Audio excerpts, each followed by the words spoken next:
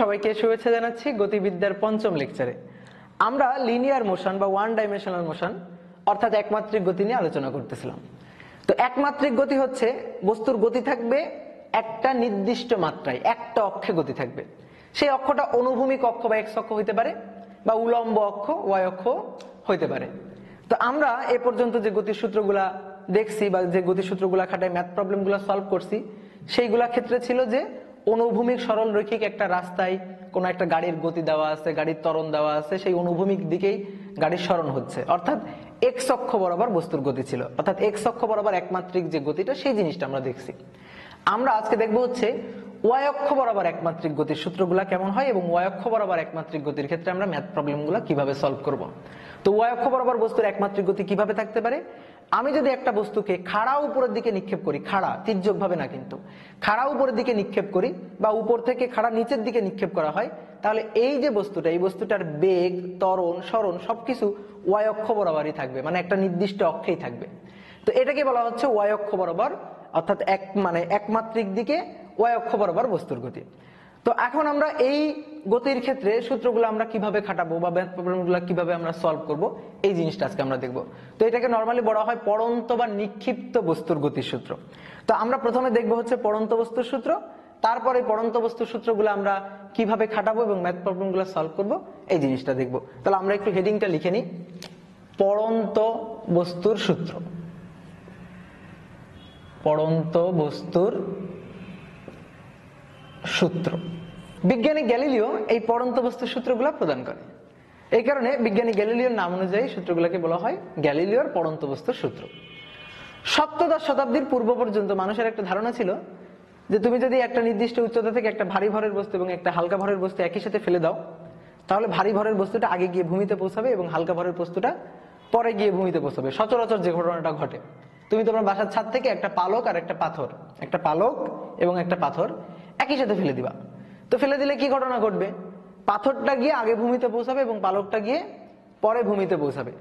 তো সপ্তদশ শতাব্দীর আগ পর্যন্ত মানুষের ধারণা এটাই ছিল যে ভারীটা আগে পৌঁছাবে এবং হালকাটা পরে পৌঁছাবে, কিন্তু তাদের কোনো আইডিয়া ছিল না যে কেন ভারীটা আগে পৌঁছাইলো এবং কেন হালকাটা পরে পৌঁছাইলো। তো বিজ্ঞানী গ্যালিলিও তিনি পিসার যে হেলানো মিনার আছে, খুবই ঐতিহাসিক একটা বিল্ডিং, আমি এখানে চিত্রে দেখাই দিব আর কি। তো পিসার হেলানো মিনারের ছাদ থেকে বিভিন্ন ভরের বস্তুকে পড়তে দেন, পড়তে দিয়ে এই বস্তুর গতিগুলাকে সে অবজার্ভ করেন। অবজার্ভ করে এখান থেকে সে তিনটা সূত্র দেন। এই তিনটা সূত্রই পড়ন্ত বস্তুর সূত্র নামে পরিচিত, যেগুলোকে আমরা গ্যালিলিওর পড়ন্ত বস্তুর সূত্র নামে চিনি। তো এই তিনটা সূত্র কি কি ছিল? প্রথম সূত্রটা ছিল যে একটা নির্দিষ্ট উচ্চতা হতে বিনা বাধায় পড়ন্ত সমস্ত বস্তু সমান সময়ে সমান দূরত্ব অতিক্রম করে। অর্থাৎ তুমি যদি একটা নির্দিষ্ট উচ্চতা থেকে একই সাথে একটা পালক এবং একটা পাথরকে ছেড়ে দাও, তাহলে বিনা বাধায় এই পালক এবং পাথরটা একই সময়ে একই দূরত্ব অতিক্রম করবে। দুইটাকেই যদি একই সাথে ফেলে দাও, তাহলে বিনা বাধায়, মানে অন্য কোনো বাধা নেই এখানে, তাহলে বিনা বাধায় পড়তে দিলে পালক এবং পাথর একই সময়ে একই দূরত্ব অতিক্রম করবে। তাহলে শর্ত জুড়ে দিছে কিন্তু বিনা বাধায়। তো নর্মালি যদি আমরা এই এক্সপেরিমেন্টটা করি, আমরা যদি একটা 10 তলা বিল্ডিং এর ছাদে উঠে একটা পালক এবং একটা পাথরকে একই সাথে ফেলে দিই, তাহলে আমরা কি দেখতে পাই? পাথরটা আগে পড়ছে এবং পালকটা ধীরে ধীরে ধীরে ধীরে ভূমিতে গিয়ে পড়ছে। তো ঘটনাটা কি হইল? ঘটনা হচ্ছে কি, পাথরটা হচ্ছে ভারী ভরের একটা বস্তু এবং পালকটা হচ্ছে হালকা ভরের একটা বস্তু। তো এখানে কিন্তু বাতাসের বাধা ছিল। আমরা কিন্তু বাতাস শূন্য স্থানে এক্সপেরিমেন্টটা করি নাই, আমরা 10 তলা একটা বিল্ডিং এর ছাদ থেকে ফেলে দিয়েছি, তাহলে কি বাতাস আছে না? তো বাতাসের মধ্য দিয়ে কিন্তু দুইটা বস্তু পড়ছে। তো এই হালকা ভরের যে বস্তুটা, তার উপরে বাতাসের বাধা বলটা বেশি থাকবে এবং ভারী ভরের যে বস্তুটা, তার উপরে বাতাসের যে বাধা বলটা, এয়ার রেজিস্ট্যান্স যে ফোর্সটা, সেইটা কম থাকবে। তাহলে বাতাসের বাধা অতিক্রম করেই কিন্তু বস্তু দুইটা নিচের দিকে পড়তেছে, এখানে কিন্তু বিনা বাধায় ঘটনাটা ঘটতেছে না। তো এই বাধা থাকার কারণে ভারী ভরের বস্তুটা আগে গিয়ে ভূমিতে পৌঁছাইছে, অর্থাৎ পাথরটা গিয়ে আগে ভূমিতে পৌঁছাইছে এবং পালকটা গিয়ে পরে ভূমিতে পৌঁছাইছে। তো বাধা থাকার কারণেই কিন্তু এই ঘটনাটা ঘটছে।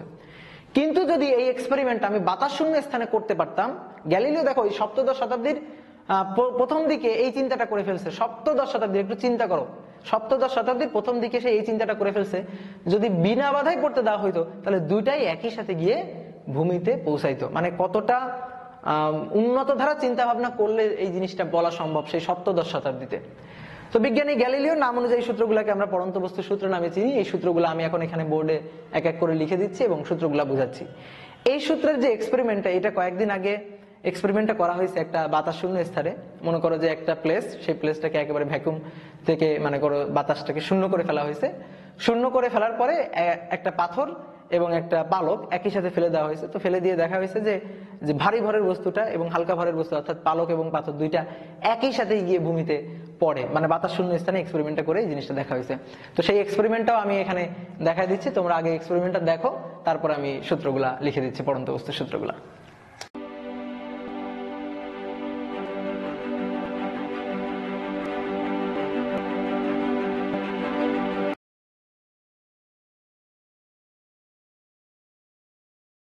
তাহলে আমরা এক্সপেরিমেন্টের ভিডিওটা দেখে নিলাম, এবার আমরা আসলে সূত্রগুলা লিখে ফেলি।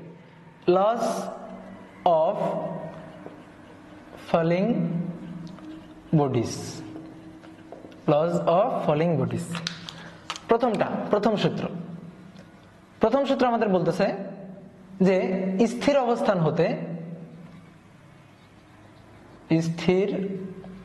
অবস্থান হতে বিনা বাধায় পড়ন্ত সকল বস্তু সমান সময়ে সমান দূরত্ব অতিক্রম করবে, সমান দূরত্ব অতিক্রম করে। এটা হচ্ছে প্রথম সূত্র, যে এক্সপেরিমেন্টটা আমরা দেখলাম। দ্বিতীয় সূত্র হচ্ছে গ্যালিলিওর দ্বিতীয় সূত্রটা বলতেছে যে স্থির অবস্থান হতে বিনা বাধায়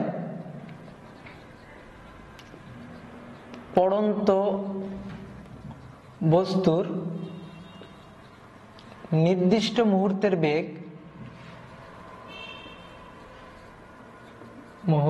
বেগ ওই সময়ের সমানুপাতিক। একটা বস্তুকে তুমি ফেলে দিছো, এখন বিনা বাধায় যদি বস্তুটা পড়ে, তাহলে যতই নিচের দিকে পড়বে অভিকর্ষ ত্বরণ নিয়ে পড়তেছে। তো তুমি স্থির অবস্থা থেকে ছেড়ে দিছিল, এখন যদি অভিকর্ষ ত্বরণ নিয়ে নিচের দিকে যায়, তাহলে আস্তে আস্তে তার বেগটা কিন্তু বাড়বে, যেহেতু ত্বরণ হচ্ছে, একটা ধ্রুব ত্বরণ আছে এখানে। তো বেগ একটা নির্দিষ্ট মুহূর্তের বেগ, সেই বেগটা হবে ওই সময়ের সমানুপাতিক, মানে ভি সমানুপাতিক টি। তো এই ব্যাপারটা দেখো আমরা এভাবে বুঝতে পারি যে কোন একটা বস্তুর বেগ, মানে যদি একটা নির্দিষ্ট ত্বরণে পড়ে, তাহলে একটা নির্দিষ্ট মুহূর্তের বেগ ভি, এটা হচ্ছে ইউ প্লাস এ টি। এখন জি ত্বরণে নিচের দিকে পড়তেছে, তাহলে এর পরিবর্তে এখানে ত্বরণটা হবে হচ্ছে জি। এখন স্থির অবস্থা হলে ইউ হচ্ছে 0, তাহলে দেখো জি যেহেতু ধ্রুবক, তাহলে আমরা পাচ্ছি ভি ইকুয়াল টু জিটি। জি ধ্রুবক, তাহলে ভি সমানুপাতিক হচ্ছে টি। তো গ্যালিলিও এই সূত্রটা দিচ্ছে যে কোন একটা বস্তুকে যদি বিনা বাধায় পড়তে দিই, স্থির অবস্থান থেকে বিনা বাধায় পড়তে দিই, তাহলে তার নির্দিষ্ট মুহূর্তের অর্জিত বেগ সেটা হবে হচ্ছে সময়ের সমানুপাতিক। এবার আসো তৃতীয় সূত্রটা হচ্ছে স্থির অবস্থান হতে বিনা বাধায় পড়ন্ত বস্তুর অতিক্রান্ত দূরত্ব ওই সময়ের বর্গের সমানুপাতিক।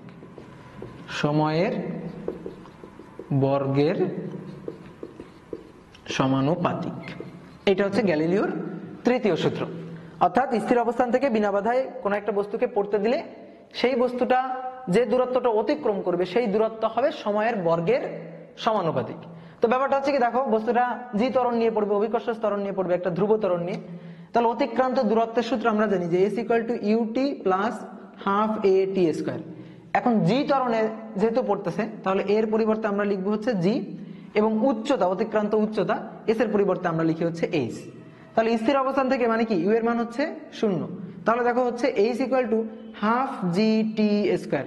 এখন হাফ জি হচ্ছে ধ্রুবক, তাহলে এটা যদি ধ্রুবক হয়, তাহলে আমরা বলতে পারি এইচ সমানুপাতিক টি স্কোয়ার। তো গ্যালিলিও এটাই বলতেছে, এইচ সমানুপাতিক টি স্কোয়ার, অতিক্রান্ত দূরত্ব সময়ের বর্গের সমানুপাতিক। তো এখান থেকে দেখো আমরা এইভাবে লিখতে পারি যে বিভিন্ন বস্তুকে মনে করো আমি ফেলে দিছি, তাহলে বিভিন্ন বস্তুর ক্ষেত্রে বেগ বনাম সময়, মানে বেগ বাই সময় আর কি, এটা সর্বদা ধ্রুব থাকবে। এখান থেকে দেখো এই যে ভি ইকুয়াল টু জিটি, তাহলে V divided by T equal to হচ্ছে জি, জি হচ্ছে ধ্রুবক, তাহলে V one divided by T one equal to V two divided by T2 equal to V3 divided by T3, এটা সবসময় ধ্রুবক থাকবে, ধ্রুবক থাকবে। তো এটা আমরা দ্বিতীয় সূত্র থেকে পাই। আর ঠিক একইভাবে তৃতীয় সূত্র থেকে পাই, দেখো H ইকুয়াল টু হচ্ছে হাফ জি টি স্কোয়ার, তাহলে H divided by T square equal to half G হচ্ছে ধ্রুবক, তাহলে সর্বদাই H অর্থাৎ অতিক্রান্ত দূরত্ব এবং সময়ের বর্গের যে অনুপাতটা সেটা ধ্রুব থাকবে।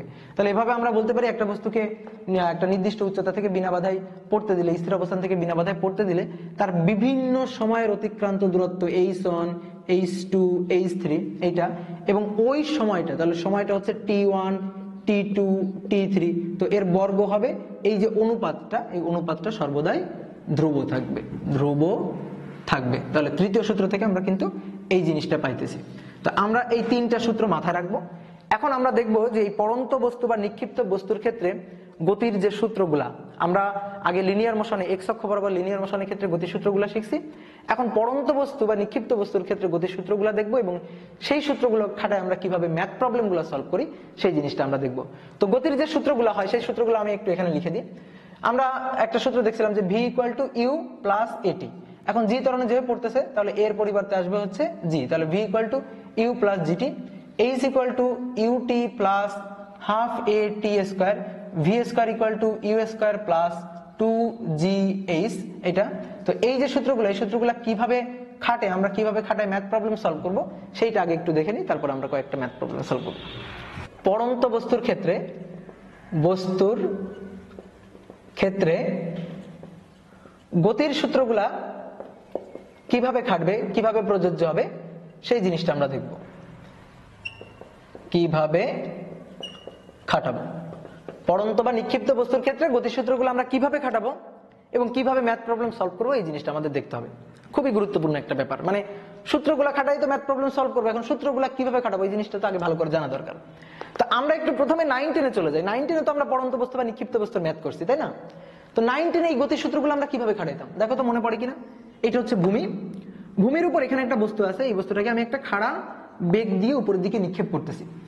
তো যে বেগ দিয়ে উপরের দিকে নিক্ষেপ করছি এই বেগটা হচ্ছে আদি বেগ, এটাকে আমরা ইউ দিয়ে প্রকাশ করলাম।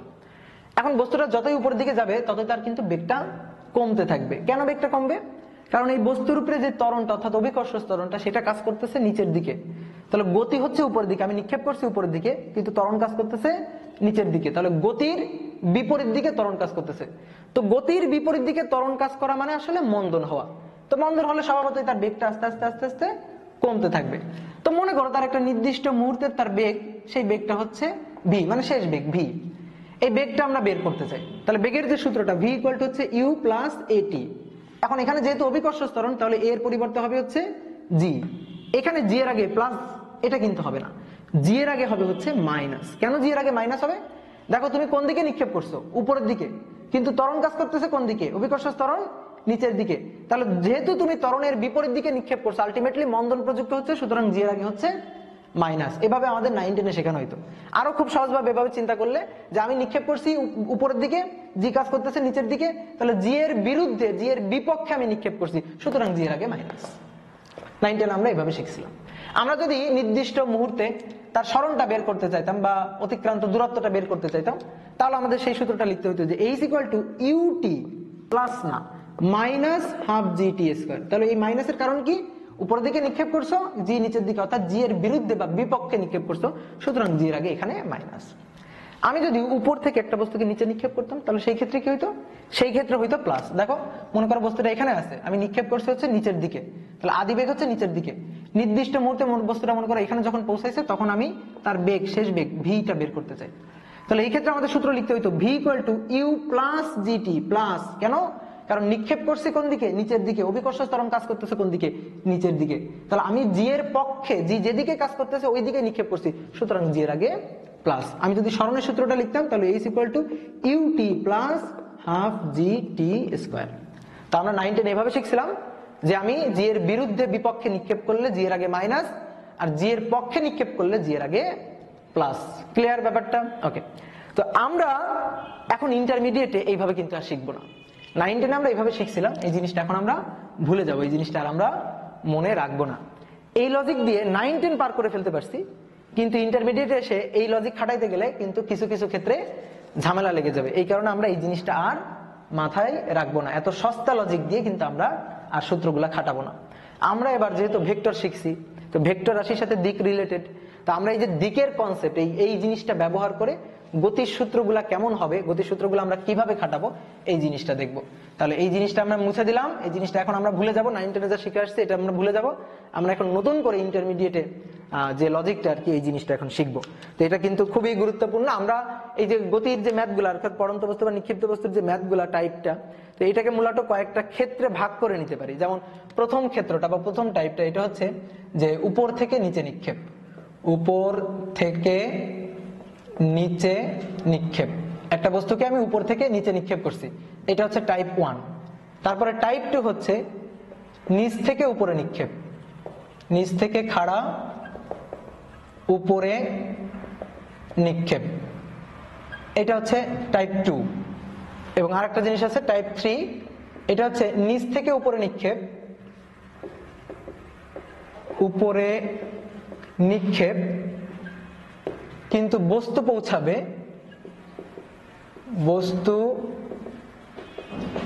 পৌঁছাবে নিক্ষেপ বিন্দুর নিচে, নিক্ষেপ বিন্দুর নিচে, এটা হচ্ছে টাইপ 3। তা আসলে আমরা এক এক করে তিনটা টাইপের ক্ষেত্রে সূত্রগুলা কিভাবে খাটাবো এই জিনিসটা দেখি। তো প্রথম হচ্ছে উপর থেকে নিচে নিক্ষেপ। তো এইটা হচ্ছে ভূমি, একটা বস্তু এখানে আছে, এই বস্তুটাকে আমি নিচের দিকে নিক্ষেপ করছি, তাহলে এই বস্তুটার নিক্ষেপ বেগটা হচ্ছে নিচের দিকে, এটাই হচ্ছে আদি বেগ। এখন বস্তুটা যতই নিচের দিকে পৌঁছাবে ততই তার বেগটা বাড়তে থাকবে। তো মনে করো বস্তুটা এইখানে পৌঁছাইলো, এইখানে তার যে বেগটা, প্রাপ্ত বেগটা, এই বেগটা হচ্ছে ভি, শেষ বেগ। এখন এই শেষ বেগের মানটা আমরা বের করতে চাই, তাহলে আমরা বেগের যে সূত্রটা খাটাবো, সমতরণে, এখানে অভিকর্ষ ত্বরণ, এটা তো একটা সমতরণ, তাহলে সমতরণের ক্ষেত্রে যে সূত্রটা V equal to U plus A T, এটা হচ্ছে মেইন সূত্র। তো যেহেতু এখানে অভিকর্ষ ত্বরণ, তাহলে আমরা এর পরিবর্তে জি লিখবো। এইবার দেখো এই যে প্লাস মাইনাস, এই জিনিসটা আমরা কিভাবে দিব? এই জিনিসটা আমরা দিব হচ্ছে, আমরা যে কোনো একটা নির্দিষ্ট দিককে ধনাত্মক দিক ধরে নিব। সেটা আমি উপরের দিককেও ধরতে পারি যে উপরের দিকটা ধনাত্মক দিক, তাহলে উপরের দিকটা যদি ধনাত্মক দিক হয়, নিচের দিকটা হবে ঋণাত্মক দিক। বা কেউ চাইলে নিচের দিকটাকে ধনাত্মক ধরো, তাহলে উপরের দিকটা হবে হচ্ছে ঋণাত্মক দিক। এটা তোমার ব্যাপার, তুমি কিভাবে ধরবা।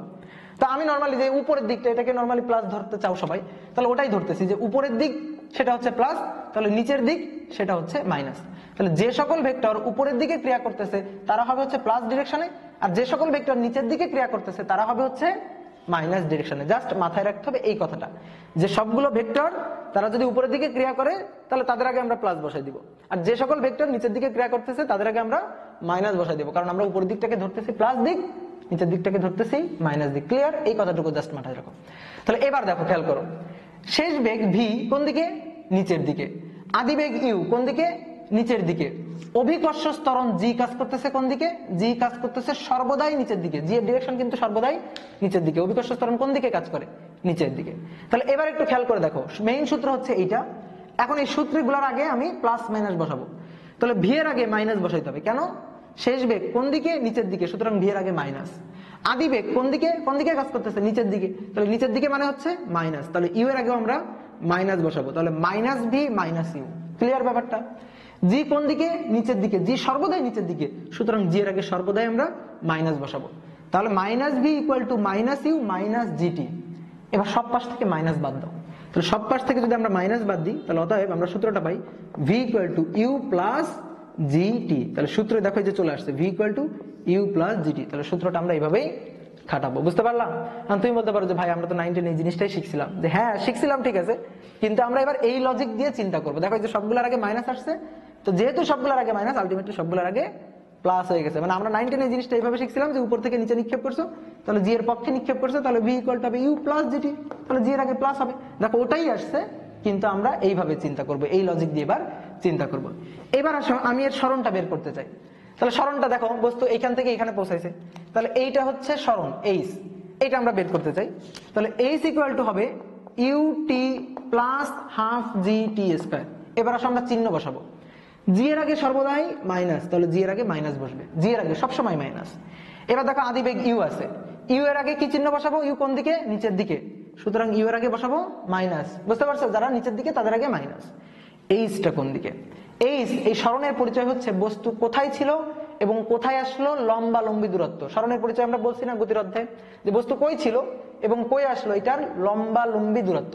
তাহলে বস্তু ছিল হচ্ছে এইখানে, আর বস্তু পৌঁছাইছে হচ্ছে এখানে, তাহলে লম্বা লম্বি দূরত্বটা এই যে এখান থেকে এখানে, তাহলে ডিরেকশন হবে হচ্ছে আদি বিন্দু থেকে শেষ বিন্দুর দিকে। তো এইটা হচ্ছে এইচ এর ডিরেকশন।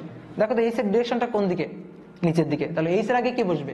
মাইনাস বসবে। তাহলে এইচ এর আগেও মাইনাস বসবে। আমরা কি সূত্র খাটাইতাম? 9 10 এর কনসেপ্ট দিয়ে চিন্তা করো তো আমরা কি সূত্র খাটাইতাম? H equal to UT plus half GT square, এটাই তো খাটাইতাম। দেখো তাই আসছে। এখানে এইচ এর আগে মাইনাস, ইউ এর আগে মাইনাস, জি এর আগে মাইনাস, তাহলে সবগুলো মাইনাস আবার বাদ দিয়ে আমরা লিখতে পারি H equal to UT plus half G T square. তাহলে দেখো আমরা এই যে ভেক্টরের দিকের কনসেপ্ট দিয়ে যদি চিন্তা করি, সূত্র কিন্তু আগে 9 10 আমরা যা কাটাইছিলাম ওই জিনিসটাই আসতেছে, কিন্তু আমরা এখন লজিক এটা খাটাই কিন্তু চিন্তা করবো। যেমন এই ক্ষেত্রে খুব সহজে হয়ে গেছে, কিন্তু অন্য ক্ষেত্রে কিন্তু এত সহজে হবে না। তোমার 9 10 এর লজিক দিয়ে কিন্তু পার হয়ে আসতে পারবা না, কারণ আমি যেভাবে শেখাচ্ছি এইভাবে কিন্তু এখন মাথায় রাখতে হবে। এইবার আসো দেখো টাইপ 2 তে যাই আমরা। মানে আমরা তুমি বলতে পারো যে ভাই এই দুটো সূত্র লিখলেন, আর তো কোনো সূত্র লিখলেন না। মেইন সূত্রই হচ্ছে এই দুইটা, একটা হচ্ছে বেগ সংক্রান্ত সূত্র আর একটা হচ্ছে সরণ সংক্রান্ত সূত্র। মাথায় রাখবা মেইন সূত্র হচ্ছে এই দুইটা, যে একটা হচ্ছে বেগের সূত্র আর একটা হচ্ছে অতিক্রান্ত দূরত্ব বা সরণের সূত্র। এবার আসো টাইপ 2, নিচ থেকে খাড়া উপরে নিক্ষেপ।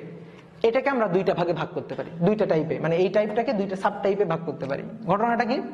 একটা বস্তুকে আমি খাড়া উপরের দিকে নিক্ষেপ করছি, তাহলে বস্তুটার উপরের দিকে যাইতে থাকবে, বেগ কমতে থাকবে, কমতে কমতে একটা পয়েন্টে গিয়ে তার বেগটা হয়ে যাবে 0। তো তারপরে বস্তু কিন্তু আর উপরের দিকে যাবে না, তারপরে কি হবে? আবার নিচের দিকে পড়া শুরু করবে। মানে যে পথে উপরের দিকে গেছিল, খাড়া উপর দিকে নিক্ষেপ করছিলাম, যে পথে উপর দিকে গেছিল ওই পথে আবার নিচের দিকে পড়তে থাকবে। উপর দিকে উঠতেছে, বেগ কমতেছে, কমতে কমতে কমতে কমতে একটা পয়েন্টে বেগ 0, তারপর আবার ওই পথে নিচের দিকে পড়তে থাকবে। মানে খাড়া উপরে নিক্ষেপ করছি, ও খাড়া আবার নিচের দিকে পড়তে থাকবে। তো এই ক্ষেত্রে আমরা এটাকে দুইটা সাব টাইপে ভাগ করতে পারি। এক হচ্ছে বস্তুকে আমি নিক্ষেপ করছি সে সর্বোচ্চ উচ্চতার পৌঁছানোর আগে, আর একটা হচ্ছে সর্বোচ্চ উচ্চতায় পৌঁছানোর পরে। মানে বস্তু এখান থেকে নিক্ষেপ করা হয়েছে, এটা হচ্ছে সর্বোচ্চ উচ্চতা, তো সর্বোচ্চ উচ্চতায় পৌঁছানোর আগে এইটা হচ্ছে একটা ক্ষেত্র, এটা হচ্ছে একটা ক্ষেত্র, আর সর্বোচ্চ উচ্চতায় পৌঁছাইছে তারপরে এইটা হচ্ছে আর একটা ক্ষেত্র। তাহলে আমরা এইভাবে লিখি যে 1 নম্বরটা এটা হচ্ছে সর্বোচ্চ উচ্চতায় পৌঁছানোর আগে,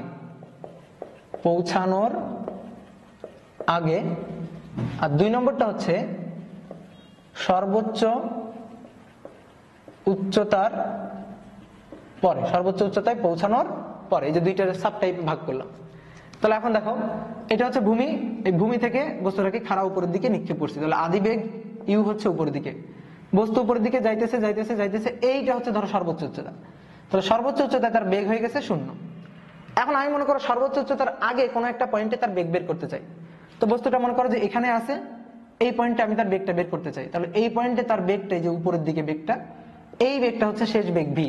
তাহলে আমাদের সূত্র লিখতে হবে যে V equal to U plus G T. এখন দেখো যারা যারা উপরের দিকে তারা প্লাস, যারা যারা নিচের দিকে তারা মাইনাস। অভিকর্ষ ত্বরণ জি অল টাইম কাজ করে হচ্ছে নিচের দিকে, অভিকর্ষ ত্বরণ জি সর্বদাই কাজ করে নিচের দিকে। তাহলে জি এর আগে বসাবো মাইনাস, ভালো করে খেয়াল করো, জি এর আগে বসাবো মাইনাস, ইউ আদি বেগ কোন দিকে নিক্ষেপ করছি? উপরের দিকে, তাহলে ইউ এর আগে বসাবো এবার প্লাস। ভি কোন দিকে? ভি হচ্ছে এখানে উপরের দিকে, তো ভি এর আগে আমরা বসাবো হচ্ছে প্লাস। আপাতত ভি এর আগে আমরা কিছু বসাবো না। কেন বসাবো না? কারণ তুমি কিন্তু ভিটা বের করতে চাইতেছো, তুমি ভি এর মানটা বের করতে চাইতেছো, এই কারণে তুমি ভি এর আগে কিছু আপাতত বসাবে না। তাহলে সূত্রটা থাকবে এরকম যে V equal to plus U minus G T, এইটাই হচ্ছে আমাদের বেগ সংক্রান্ত সূত্র। এবার খেয়াল করো এই ক্ষেত্রে আসো সর্বোচ্চ উচ্চতার পরে, তাহলে এটা হচ্ছে ভূমি, তাহলে বস্তু আমি এখান থেকে নিক্ষেপ করে দিয়েছিলাম, এই যে বস্তু এখান থেকে নিক্ষেপ করা হয়েছিল, আদি বেগ উপরের দিকে দিয়ে নিক্ষেপ করা হয়েছিল, তাহলে বস্তু এই যে সর্বোচ্চ উচ্চতায় পৌঁছালো, এই পয়েন্টে তার বেগ হচ্ছে 0। এবার বস্তু নিচের দিকে নামতেছে, খাড়া নিচের দিকে নামতেছে, তাহলে বস্তুটা যদি এখানে থাকে তার বেগটা এবার দেখো কোন দিকে? নিচের দিকে। মানে এই পয়েন্টে যদি আমরা তার বেগটা চিন্তা করি, সেই বেগটা হবে, শেষ বেগটা হবে নিচের দিকে। ক্লিয়ার? নিক্ষেপ করছে উপরের দিকে, সর্বোচ্চ উচ্চতা বেগ 0 হয়েছে, তারপরে সর্বোচ্চ উচ্চতা যখনই সে অতিক্রম করে ফেলছে তার বেগটা কিন্তু এবার নিচের দিকে। এই বেগটা ভি আমরা বের করতে চাই, তাহলে ভি ইকুয়াল টু হচ্ছে সূত্র ইউ প্লাস জি টি। এখন আসো জি এর আগে আমরা সর্বদা বসাবো হচ্ছে মাইনাস, কারণ জি সবসময় নিচের দিকে কাজ করে, এই ক্ষেত্রে জি নিচের দিকে, এই ক্ষেত্রে যদি চিন্তা করি তাহলে জি সর্বদাই নিচের দিকে, তাহলে জি এর আগে আমরা সর্বদাই মাইনাস বসাবো। ইউ কোন দিকে? ইউ হচ্ছে আদি বেগ, কোন দিকে নিক্ষেপ করা হয়েছিল? বস্তুটাকে উপরের দিকে নিক্ষেপ করা হয়েছিল, সুতরাং ইউ এর আগে হবে প্লাস। কোন দিকে নিক্ষেপ করা হয়েছিল? উপরের দিকে, সুতরাং ইউ এর আগে প্লাস। ভি এর মানটা আমরা বের করতে চাই, ভি এখানে দেখো তো কোন দিকে?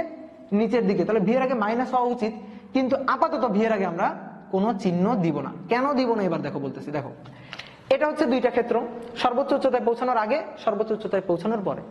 তুমি দেখো সর্বোচ্চ উচ্চতায় পৌঁছানোর আগে এই বস্তুটার শেষ বেগ উপরের দিকে, আর সর্বোচ্চ উচ্চতায় পৌঁছানোর পরে এই বস্তুটার শেষ বেগ নিচের দিকে, এইখানে উপরের দিকে ছিল, এখানে নিচের দিকে। তাহলে এইখানে যদি আমরা ভি এর আগে চিহ্ন দিই তাহলে প্লাস দিতে হবে, এখানে যদি ভি এর আগে চিহ্ন দিই মাইনাস দিতে হবে। যদি আমি চিহ্ন দিই, এখন কথা হচ্ছে, ভালো করে শোনো, এখন কথা হচ্ছে আমি কোনো চিহ্ন ভি এর আগে দিব না। কেন দিব না? কারণ ভি এর মানটা আমি বের করতে চাই। তো ভি এর মানটা বের করে আমি যে মান পাবো সেই মানের উপর আমি ডিসিশন নিতে পারবো যে বেগটা আসলে কোন দিকে, মানে বস্তু সর্বোচ্চ উচ্চতায় পৌঁছাইছে নাকি বস্তু সর্বোচ্চ উচ্চতায় এখনো পৌঁছায়নি। এই জিনিসটা আমরা বেগ বের করেই বুঝতে পারবো। যদি খেয়াল করো বেগের মান আসে প্লাস, মনে করো প্লাস 5 মিটার পার সেকেন্ড, এটা আসলো, তাহলে আমি বুঝবো কি, আচ্ছা বস্তুর বেগ প্লাস, সর্বোচ্চ উচ্চতা অতিক্রম করলে বস্তুর বেগের ডিরেকশন থাকতে হচ্ছে নিচের দিকে, তাহলে বেগের মান আসতে হচ্ছে মাইনাস। যেহেতু প্লাস আসছে তার মানে বস্তু এখনো সর্বোচ্চ উচ্চতায় পৌঁছায় নাই, সর্বোচ্চ উচ্চতার আগে আসছে, এই কারণে বস্তু প্লাস, মানে বস্তুর যে বেগটা শেষ বেগটা সেটা প্লাস আসছে। যদি এমন হইতো বস্তুর বেগ হইতো শেষ বেগটা হইতো -5 মিটার পার সেকেন্ড, তখন আমি চিন্তা করতাম আচ্ছা বেগের মান মাইনাস চলে আসছে, তাহলে বেগের মান মাইনাস মানে বেগের ডিরেকশনটা এবার হচ্ছে নিচের দিকে। তো এটা কখন হইতে পারে? সর্বোচ্চ অতিক্রম করার পরে বেগের ডিরেকশনটা মাইনাস হইতে পারে। ক্লিয়ার? ব্যাপারটা বুঝতে পারছো? এখন কথা হচ্ছে এই যে বেগের মানটা প্লাস বা মাইনাস আসবে কার ভিত্তিতে, মানে কোন রাশির উপর ডিপেন্ড করে। এখানে দেখো আদি বেগ তো কনস্ট্যান্ট, আদি বেগের মান আমি একটা বেগ দিয়ে নিক্ষেপ করছি, তাহলে সেই বেগের মানটা তো কনস্ট্যান্ট। ধরো একটা ম্যাথ করেই বুঝাই দিই, মনে করো এই হচ্ছে একটা বস্তু, এই বস্তুটাকে আমরা উপরের দিকে নিক্ষেপ করছি, তো কত বেগ দিয়ে নিক্ষেপ করছি? 19.6 মিটার পার সেকেন্ড বেগ দিয়ে নিক্ষেপ করছি। এখন আমি তোমাকে বললাম 1 সেকেন্ড পর এর বেগটা বের করো এবং 3 সেকেন্ড পর এর বেগটা বের করো। 1 সেকেন্ড পর বেগ বের করবা এবং 3 সেকেন্ড পর বেগ বের করবা। দেখো একটু খেয়াল করো, ভি ইকুয়াল টু আমরা সূত্র জানি হচ্ছে ইউ জি টি, তো জি এর আগে মাইনাস, কোন দিকে নিক্ষেপ করছি? উপরের দিকে, এটা হচ্ছে আদি বেগ ইউ, উপরের দিকে নিক্ষেপ করছি, তাহলে ইউ এর আগে হবে প্লাস। ভি এর আগে কি আমরা কোনো চিহ্ন বসাবো না, কারণ ভি এর মানটা আমরা বের করতে চাইতেছি। এখন দেখো ইউ এর মানটা আমরা বসালাম যে এটা হচ্ছে 19.6 মানে প্লাস 19.6, মাইনাস জি এর মান হচ্ছে 9.8 গুণ টি এর মান, আমাদের চাইছে 1 সেকেন্ড পর বেগ, তাহলে টি এর মান বসালাম হচ্ছে 1। তাহলে 19.6 থেকে যদি 9.8 বিয়োগ দাও তাহলে এই যে মানটা আসবে এই মানটা আসবে হচ্ছে প্লাস 9.8 মিটার পার সেকেন্ড। তাহলে বেগের মানটা কি আসছে? প্লাস 9.8 মিটার পার সেকেন্ড আসছে। কত সেকেন্ডে? 1 সেকেন্ডে। এইবার দেখো V equal to U minus G T, ঠিক আছে, ইউ মাইনাস জিটি। এবার আমরা 3 সেকেন্ডে বেগ বের করবো, তাহলে ইউ এর মান হচ্ছে 19.6 মাইনাস জি এর মান 9.8 গুণ টি এর মান হচ্ছে 3। এইবার তুমি ক্যালকুলেশন করে দেখো এইখান থেকে এই যে বেগের মানটা, এই বেগের মানটা আসবে হচ্ছে মাইনাস 9.8 মিটার পার সেকেন্ড। আগে আসছিল প্লাস 9.8 মিটার পার সেকেন্ড, এবার আসলো মাইনাস 9.8 মিটার পার সেকেন্ড। তাহলে ঘটনাটা কি? ঘটনা হচ্ছে দেখো খেয়াল করো, এই যে বস্তুটা, এই বস্তুটার বেগ যখন প্লাস 9.8 মিটার পার সেকেন্ড আসছে তখন বস্তুটা আসলে উপরের দিকে উঠতেছে, বস্তুটার বেগ আসলে উপরের দিকে, বস্তু এখনো সর্বোচ্চ উচ্চতায় পৌঁছায় নাই। আর যখন মাইনাস আসছে তার মানে বস্তুটা সর্বোচ্চ উচ্চতায় পৌঁছায় গেছে, তার বেগের মান এবার 9.8, কিন্তু সামনে মাইনাস দিয়ে বোঝাচ্ছে এবার এটা নিচের দিকে, মানে বেগের ডিরেকশনটা এবার নিচের দিকে। তাহলে দেখো এই যে সময় আমাদের বলে দিবে, কে বলে দিবে? সময়। এই যে 1 সেকেন্ড 3 সেকেন্ড পর বেগ বের করে আমরা এই জিনিসটা বুঝছি না যে বস্তু সর্বোচ্চ উচ্চতায় পৌঁছাইছে, মানে বস্তুর বেগ উপরের দিকে নাকি বস্তুর বেগ নিচের দিকে, এটা আমাদের সময়ের উপর ভিত্তি করে কিন্তু আসলে বলতে হবে। তাহলে এই কারণে আমরা বেগ ভি এর আগে কোনো চিহ্ন আপাতত দিব না, এই যে টি এর মান বসাইলেই কিন্তু আমরা বুঝতে পারবো যে বস্তুর বেগটা উপরের দিকে নাকি বস্তুর বেগটা নিচের দিকে। তাহলে বস্তুর বেগ ধনাত্মক হবে নাকি ঋণাত্মক হবে এটা আসলে কে বলে দিবে? এটা আসলে সময় আমাদের বলে দিবে। তুমি একটা জিনিস খেয়াল করো, আরো যদি কেউ ভালো বুঝতে চাও একেবারে গভীর ভাবে, এখানে হচ্ছে ইউ, ইউ আদি বেগ, এটা কিন্তু কনস্ট্যান্ট। তাহলে দেখো এই হচ্ছে একটা কনস্ট্যান্ট মান, মাইনাস জি এর মান 9.8 গুণ টি এর মান, এখানে টি, তো এটা কিন্তু কনস্ট্যান্ট। এইখান থেকে বিয়োগ হয়ে 9.8 গুণ হচ্ছে টি। তো তুমি খেয়াল করো, দেখো মনে করো এইখানে আমরা বসালাম হচ্ছে 10, এবার দেখো টি এর মান যখন 1 বসাবো তখন 10 থেকে 9.8 বিয়োগ হচ্ছে, এটা কিন্তু প্লাসই আসবে, তাই না? বেগের মানটা ভি, এটা কিন্তু প্লাসই আসবে, কিন্তু টি এর মান আস্তে আস্তে আস্তে আস্তে আস্তে আস্তে তুমি বাড়াইতে থাকো। তাহলে বাড়াইতে থাকলে মনে করো টি এর মান যখন 2 হলো তখন 9.8 গুণ 2 মানে 19.6, তাহলে তখন 10 কিন্তু ছোট, মাইনাস 19.6, তখন কিন্তু বেগের মানটা ঋণাত্মক চলে আসবে। তাহলে এই দেখো এই যে সময় প্রথমে যখন কম আছে তখন বস্তু উপরের দিকে যাইতেছে যাইতেছে যাইতেছে, সময় বাড়তেছে, এইবার বস্তু এই পয়েন্টে বস্তুর বেগটা শূন্য হয়ে গেল, এইবার বস্তু নিচের দিকে আসা শুরু করছে, মানে সর্বোচ্চ উচ্চতার পরে সে নিচের দিকে আসা শুরু করছে। তো সময়ের মান বসাইলেই কিন্তু আমরা বুঝতে পারবো যে বেগটা আসলে কোন দিকে আছে, বুঝতে পারছো? তাহলে বেগের দিকটা ডিপেন্ড করবে আসলে সময়ের উপর, সময় আমাদের এই জিনিসগুলো বলে দিবে। তো এখন আমরা হচ্ছে বস্তুর সরণটা বের করব, যে টি সময় পর বস্তুর সরণ কতটুকু হচ্ছে এইটা নির্ণয় করব।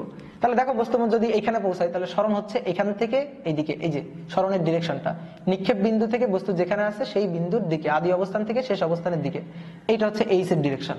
যদি আমরা এই ক্ষেত্রে এইচ এর ডিরেকশন নিতাম তাহলে দেখো বস্তু এখান থেকে নিক্ষেপ করা হয়েছে, বস্তু এখানে আছে, তাহলে এই ক্ষেত্রেও কিন্তু এইচ এর ডিরেকশন উপরের দিকে, এই ক্ষেত্রে এইচ এর ডিরেকশন উপরের দিকে, এই ক্ষেত্রে এইচ এর ডিরেকশন উপরের দিকে। এবার আমরা সরণের সূত্রটা লিখবো। তাহলে এইচ ইকুয়াল টু হচ্ছে UT half G T square. G এর আগে কি হবে? সর্বদাই মাইনাস। ইউ এর আগে কি হবে?